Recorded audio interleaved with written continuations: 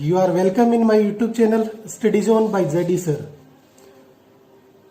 In last class we are discussing about the magnetic force. When a charged particle is to be moving into the magnetic field, then the force is to be acting upon it. Magnitude and the direction of the force are to be discussed in last class, videos. Now we are just to be considering few derivations related to the magnetic field. Here the force on a current carrying conductor in a magnetic field. Earlier we are discussing about a charged particle into the magnetic field. Now we are just to be considering a force on the current carrying conductor into the magnetic field. It means यहाँ पर आपने एक charge particle की जगह कोई भी एक current carrying conductor लिया जिसमें there are lots of the charges are to be there. तो here we are just to be considering it is to be the direction of the magnetic field. यहाँ पे आपके पास चुंबकीय क्षेत्र मैग्नेटिक फील्ड की direction ये वाली है. We are considering a current carrying conductor of the length small L and it is to be the placed at the angle theta with the direction of the magnetic field. Then a force, this force is to be applicable into this direction as per the Fleming's left hand rule or the right hand palm rule. Then the value of this force, it is to be, क्या formulations बनेगी? Here we are just to be considering कि when a conductor is to be placed into the uniform magnetic field, here we are considering the uniform magnetic field. Like when we are discussing about the electric field, we are discussing about the two types of the electric field, uniform and the non uniform electric field. And Gauss's law अपन ने apply क्यों किए थे? To convert the non electric field into the electric field और to derive the expressions for a particular uniform electric field. Then it is to be applicable for the entire non uniform electric field. Similarly यहां पर आपके पास if we are considering the uniform magnetic field, it means the separation between the field lines are to be same. सभी field lines में separation same होगा तो it is to be the uniform magnetic field. यदि ये different होगा तो it is to be the non uniform magnetic field. Then the free electrons moves with the drift velocity. अब ये जो फ्री इलेक्ट्रॉन्स होंगे वो किसमें मूव करेंगे? Drift velocity. करंट इलेक्ट्रिसिटी में अपन ने पढ़ा था कि जब भी आपके पास किसी भी चार्ज पार्टिकल्स में इलेक्ट्रॉन्स मूव करते हैं तो they are to be moving with a particular velocity and average of this velocity is to be considered as the drift velocity. And they feel a force. अब ये force feel करेंगे तो कौन सा force होगा? Earlier we are discussing about the electric force and in last class we are discussing about the magnetic force. It means यदि कोई भी चार्ज पार्टिकल आपके पास किसी भी एक पर्टिकुलर वेलोसिटी से मूव कर रहा है तो वहां पे इलेक्ट्रिक फोर्स भी होगा और मैग्नेटिक फोर्स भी होगा. It means the net force upon it कितना होगा? It is to be the in terms of the QVB. Clear? Then the formulations अपन मैग्नेटिक फोर्स की बात कर रहे हैं तो अपन ने अर्लियर फॉर्मुलेशन पढ़ा था QVB sin theta, QV cross B. Here V की जगह पे अपन ने क्या पुटअप कर दिया? VD. It means our formula is to be related to the drift velocity. तो पूछा जा सकता है कि आपके पास मैग्नेटिक फोर्स को फॉर्मुलेट कीजिए in terms of the drift velocity. तो फॉर्मुलेशंस कितना बनेगा? F equal to QVD B sin theta. If the length of the conductor is to be small l and the cross section area is to be A, then the charges into it. यदि आपके पास इस conductor में जो अपन ने VD का derivation किया था तब भी अपन ने ये देखा था, यहां पर भी अपन सेम फॉर्मुलेशन कंसीडर कर रहे हैं कि यदि L लेंथ है, A cross section area, N number of the electrons है, E charge of the electron, तो टोटल चार्ज कितना होगा? NEA into L. Then the force की वैल्यू कितनी आएगी? Q की वैल्यू पुटअप कर दे. Q की वैल्यू कितनी आई? NEAL. और V और B में क्या है? क्रॉस प्रोडक्ट है. It means it is to be in terms of the VD B sin theta. तो क्या फॉर्मुलेशन मिल गया? NEAVD. इसको रीअरेंज किया LB sin थीटा. अब ये देखिए ये कौन सा फॉर्मूला है? NEAVD. यदि आपको कौन सा ड्रिफ्ट करंट का फॉर्मूला ध्यान हो तो ID is to be in terms of the NEAVD. तो यहाँ पे अब करंट कौन सी हो गई? यदि आपके पास चार्ज पार्टिकल्स किससे मूव कर रहे हैं? ड्रिफ्ट वेलोसिटी से, then the current into that particular conductor is also to be in terms of the drift current. तो यहाँ पे करंट कौन सी आ गई? Drift current. तो इसको अपन ने I से लिखा LB sin थीटा. अगेन इसको किस फॉर्म में लिख दिया? I into L cross B. तो ध्यान रखना फॉर्मुलेशंस यदि आपको चार्ज के रेस्पेक्ट में पूछे तो magnetic force F equal to QVB क्वाब की फॉर्म में, और यदि ये आपको करंट की फॉर्म में पूछे तो ये कितना हो जाएगा? F इक्वल टू ILB या BIL बिल की फॉर्म में आपको याद रखना है. डायरेक्शन क्या होगी? The direction of the L, इसकी जो लेंथ वेक्टर होगी उसकी डायरेक्शन क्या होगी, it is to be the same as the direction of the current. Next again we are just to be considering the same formulations. Cases consider करेंगे. In first case we are considering theta equal to 0 degree.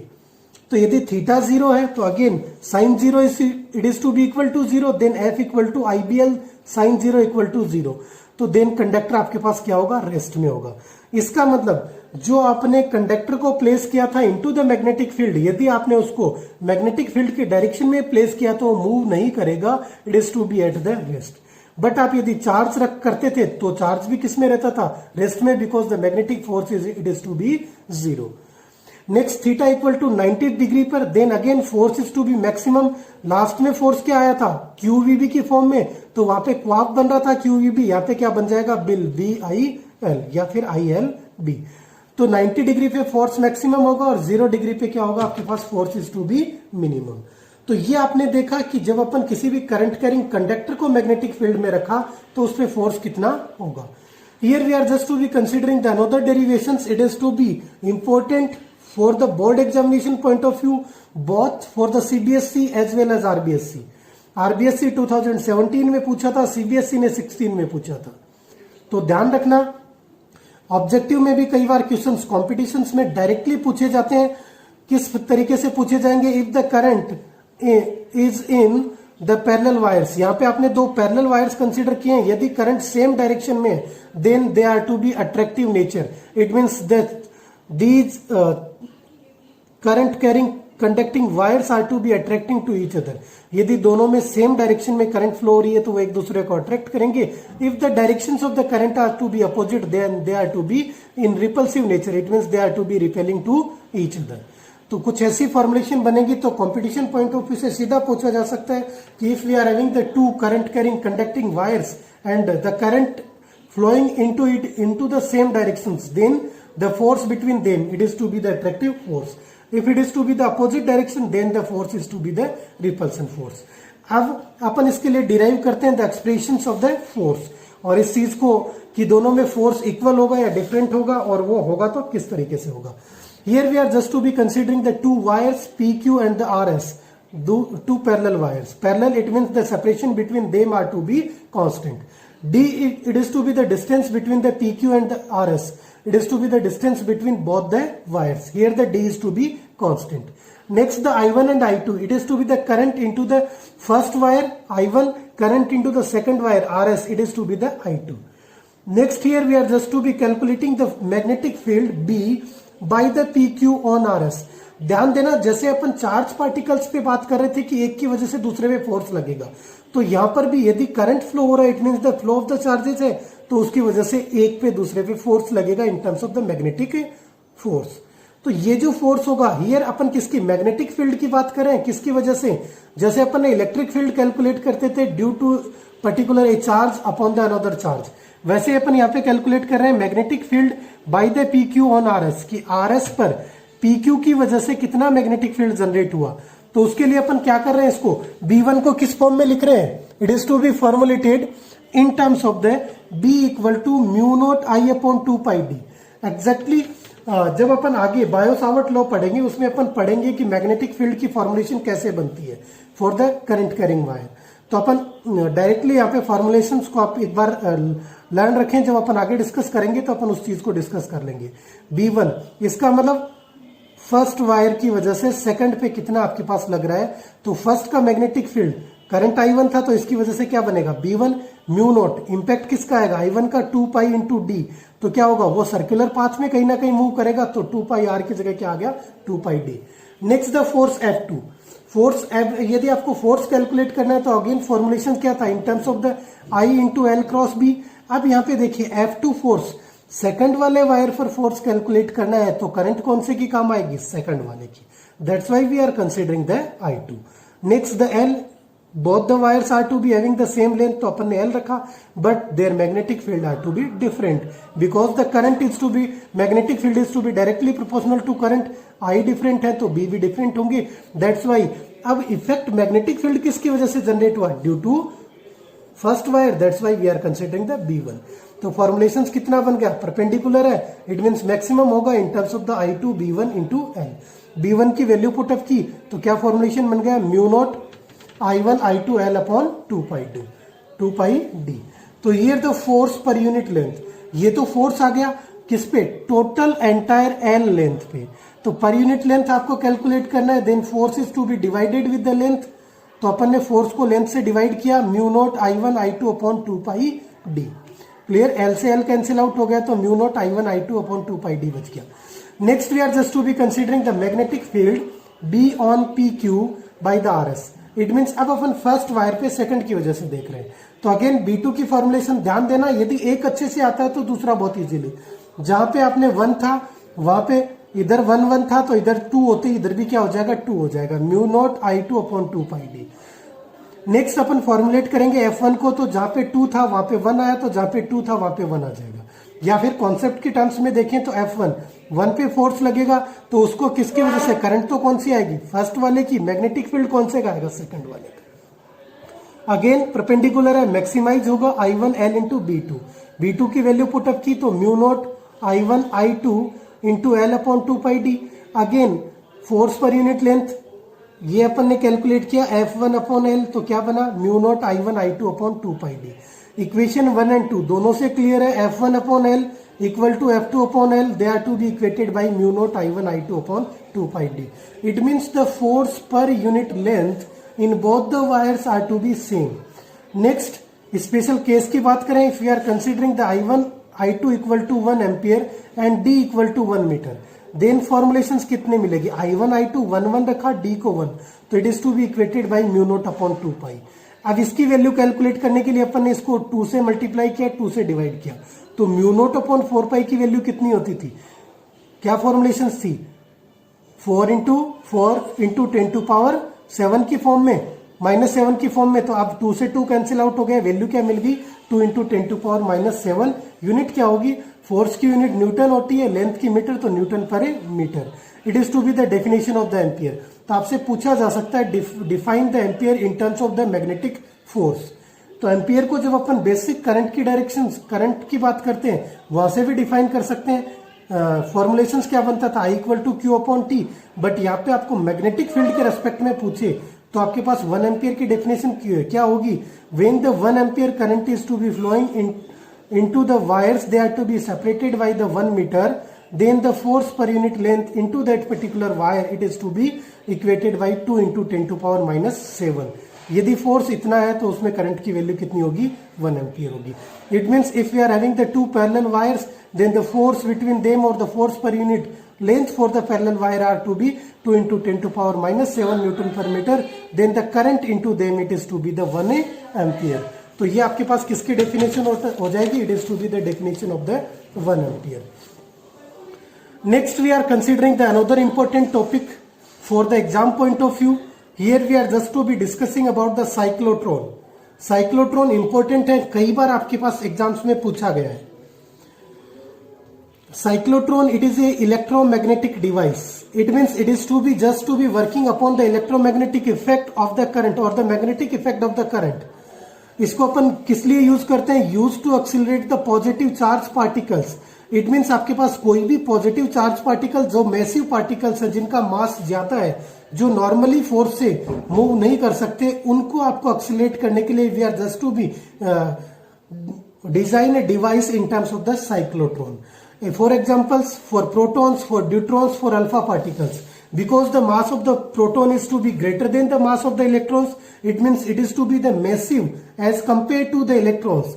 अब यदि electrons तो आपने देखा था orbits में क्या करता रहता है, इजीली रोटेट करता रहता है, जैसे ही उसको कुछ अपन ने बाहर से एनर्जी दी वो क्या करेगा, फ्री इलेक्ट्रॉन्स की टर्म में मूव करेगा। बट द प्रोटॉन्स को आपने कहीं देखा इन terms of the free protons move करते हुए।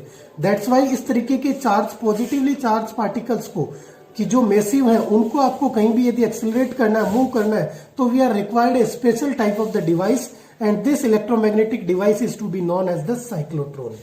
Here the working principle of the cyclotron, यहाँ पे क्या है, heavy charge particles is to be passed again and again through the electric field, कि किसी भी एक इलेक्ट्रिक फील्ड से अपन बार बार हैवी चार्ज पार्टिकल्स को पास करेंगे, और कैसे, परपेंडिकुलर डायरेक्शन में। Then it is to be produced a high magnetic field यदि अपन इलेक्ट्रिक फील्ड में बार बार प्रोड्यूस करेंगे तो मैग्नेटिक फील्ड की वैल्यू क्या होती जाएगी, इंक्रीज होती जाएगी। देन जैसे अपन ई को इंक्रीज करेंगे इलेक्ट्रिक फील्ड इंटेंसिटी को, the energy electric field energy को इंक्रीज करेंगे तो उसकी क्या होगी, by increasing the frequency, then B भी इंक्रीज होगा और the velocity of it is also to be increase. मतलब अपन को एक इलेक्ट्रिक फील्ड में मैसिव चार्ज पार्टिकल्स को बार बार क्या करवाना है, पास करवाना, उसमें से उससे एक स्ट्रॉन्ग मैग्नेटिक फील्ड जनरेट होगा और उसकी वेलोसिटी भी इंक्रीज होगी। It is to be the working principle. Construction की बात करें तो here we are just to be having the two different segments of the magnet in terms of the north pole and the south pole. ये आपके पास एक अलग से magnet है, ये आपके पास एक अलग से मैग्नेट है। मैग्नेट हमेशा नॉर्थ और साउथ एक कॉम्बिनेशन पेयर्स की टर्म्स में होता है, दैट्स वाई अपन ने दो अलग अलग मैग्नेट्स को कंसिडर किया। And in between we are having the two dees in terms of the D1 and D2। It means two D side के आपके डी शेप के आपके पास कोई भी दो फिलामेंट्स है, they are to be connected with a source of the high frequency 10⁴ to 10⁶ hertz frequency. इसका मतलब आपने जो एसी सोर्स कनेक्ट किया है, its frequency is to be 10⁴ to 10⁶ hertz. मतलब हर एक इतने सेकंड्स में कहीं ना कहीं पर एक हर सेकंड में इतनी बार साइकिल चेंज होगा। Then the positive charge particle is to be placed in between the dees, इनके बीच में मूव करवाएंगे। Then as per the condition it is to be the perpendicular to the magnetic field. तो कैसे path पे move करेगा, into the circular path. Then our charge particle is to be moving, क्योंकि ये पॉजिटिव है तो जैसे पोलरिटीज की बात करेंगे, first D1 positive, D2 negative, तो चार्ज पार्टिकल क्या होगा, पॉजिटिव है, that's why it is to be attracted by the negative terminal, तो वो D2 की तरफ अट्रैक्ट होगा। But due to the high frequency, जब तक वो D2 में पहुंचेगा उससे पहले इसका साइकिल चेंज हो जाएगा, पोलरिटी चेंज हो जाएंगी and the polarities are to be converted into minus plus. Then D1 is to be negative, D2 is to be positive. अब ये पॉजिटिव पार्टिकल किधर अट्रैक्ट होगा, it is to be attracted towards the D1, तो ये D1 की तरफ जाएगा, इतने में फिर से चेंज हो जाएगी D2 D1, तो it is to be moving into the circular path और कंटिन्यूसली ये मूव करता रहेगा। Then its velocity and the radius is to be increased. और लास्ट में यहाँ पे आपके पास क्या होगा, एक एग्जिट पॉइंट होगा। थ्रू दिस एग्जिट पॉइंट जहां पर भी आपको इसको एक्सीलरेट करके पर्टिकुलर टारगेट पर, जहां पे आपको इसको टारगेट पर पहुंचाना होगा वहां पर अपन पहुंचा देंगे। It is to be the structure, working principle and the constructions of the cyclotron. Here we are considering the few derivations. These derivations are to be same as when our charge particle is to be moving perpendicular into the magnetic field. Same formulations होगी, अलग से याद रखने की जरूरत नहीं है, but फिर भी डेरिवेशन पॉइंट ऑफ व्यू से here we are just to be considering. First the mathematical analysis of the cyclotron, क्योंकि कई बार एग्जाम में पूछ लिया जाता है कि explain the mathematical explanation of the cyclotron. Cyclotron की वर्किंग को गणितीय विधि से समझाइए, तो अपन को यहाँ पे। देन द रेडिएशन, रेडियस क्या होगी, यदि वो सर्कुलर पाथ में मूव कर रहा, again the centripetal force is to be equated by the magnetic force. mv² r equal to QVB, V से V कैंसिल आउट, R क्या मिला, mv/QB। P के टर्म्स में लिखेंगे P/QB, काइनेटिक एनर्जी के टर्म्स में लिखेंगे तो √2m into kinetic energy upon QB। Time period again distance upon time, distance किसके इक्वल होगा, सरकमफ्रेंस के equal. Then the circumference 2πr/v, तो क्या बन गया, r की वैल्यू पुटअप की and we are getting out 2πm/QB। It is to be the constant, जो टाइम पीरियड होगा वो ऑलवेज क्या होगा, कांस्टेंट होगा। Time taken in the semi circles, अब यहाँ पे because we are having the 2 Ds, कई बार आपको क्वेश्चन में पूछ लेता है कि किसी पर्टिकुलर एक डी के लिए टाइम पीरियड कितना होगा, तो दोनों डी सेम शेप और साइज की होंगी, दैट्स वाई टाइम पीरियड उसके लिए कितना होगा इन टर्म्स ऑफ द t/2, तो फॉर्मुलेट क्या हो जाएगा, πm/Q into B. It means जो t था उसको 2 से डिवाइड कर दिया तो क्या मिला, πm/QB। Next the frequency, it is again reciprocal of the time period, क्या मिलेगा, QB/2πm। ओमेगा कितना मिलेगा इन terms of the 2πf, QB/m। यहाँ पे आपके पास फ्रीक्वेंसी और time period both are to be constant, they doesn't depend upon the velocity. इसका मतलब जब अपन ने स्पेशल केसेस में देखा था V sin थीटा के केस में, वहां भी ये डिपेंड नहीं कर रहे थे, they are to be not to be depending upon the velocity, they are just to be depending upon the m/Q और Q/m और द मैग्नेटिक फील्ड स्ट्रेंथ पर। Then the kinetic energy in terms of the half mv², V की value put up की, again the same formulations 1/2 Q² B² R² upon m। Next the kinetic energy is to be maximum. अब kinetic energy उसकी maximum कब होगी? When the radius of the path is to be equal to radius of the dees, क्योंकि D semi circular है, that's why इनकी कोई radius होगी। और जब आपके पास पाथ की रेडियस किसके रेडियस ऑफ डीज के इक्वल होंगी, R small R equal to capital R, at that particular moment और kinetic energy is to be maximum, और उसी पर्टिकुलर मैक्सिमम काइनेटिक एनर्जी पे अपन उसको टारगेट पे हिट करते हैं। देन फॉर्मुलेशन कितना होगा? In place of small R क्या आ जाएगा? Capital R, and our formulations are to be 1/2 Q square B square capital R square upon M. Next the number of revolution, it is to be the important. यदि cyclotron से related कोई numerical बनता है तो वो almost किससे related बनता है? In terms of the number of revolutions. Here the number of revolutions कितना होगा? इसको अपन n से रिप्रेजेंट कर रहे हैं, तो फॉर्मुलेशन कितना होगा? कैलकुलेट कैसे किया? द इलेक्ट्रिक फील्ड की वैल्यू कितनी होगी? 2q into V into N, N is to be the number of revolution. इसका मतलब q चार्ज ने v वेलोसिटी से कितने चक्कर लिए। अब ये चक्कर को 2 से मल्टीप्लाई क्यों किया? Because here we are just to be having the 2 semi circle dees. यदि एक कंप्लीट सर्कल होता तो अपन 1 ही काम में लेते, 2 अलग अलग सेमी सर्कल है, दैट्स वाई 2 से मल्टीप्लाई किया। देन अपन ने v की वैल्यू पुटअप की, देन फॉर्मुलेशंस क्या आ गया? 1/2 Q square B square R square upon M, तो फॉर्मुलेट होके कितना आ गया? n की वैल्यू के लिए डिवाइड बाई 2 हो गया 1/4 Q square B square R square upon M B. तो फॉर्मुलेशंस को यदि आप रिलेट करें किससे?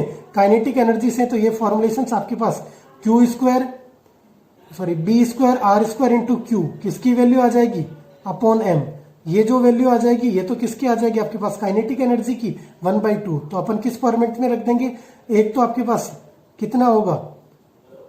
ये फॉर्मुलेशन तो in terms of the kinetic energy divide by 2 divide by Q divide by V, तो ये आपके पास फॉर्मुलेशन से हो जाएगी किसकी? इसी फॉर्मुलेशंस में एन की टर्म्स में।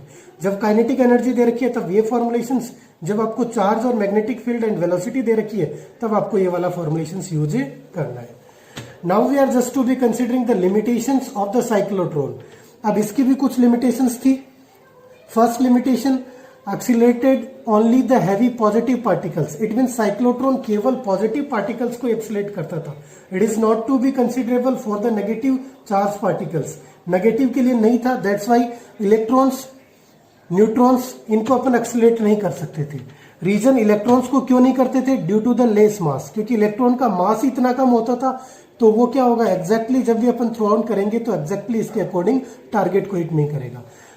न्यूट्रिनो की बात करें तो due to the less charge, neutrino का चार्ज जो होता था वो आपके पास लेस होता था, दैट्स वाई अपन उस पर भी उसको साइक्लोट्रॉन से एक्सीलरेट नहीं कर सकते। Next the important, sometimes 1 marks question में भी पूछा जाता है, right down any 2 uses of the cyclotron. Here the uses of the cyclotron क्या होंगे? Accelerated and the heavy energetic charge particles obtained, इससे आपको ऑक्सीलेटेड और हैवी चार्ज पार्टिकल मिलता है। So used in the study of the nuclear structure. Nuclear structure में कि जब अपन को स्टडी करनी हो तो अपन क्या यूज कर लेते हैं? साइक्लोट्रॉन को वहां पे यूज करते हैं। Use to produce the radioactive substance, radioactive substance को प्रोड्यूस करने में भी यूज करते हैं।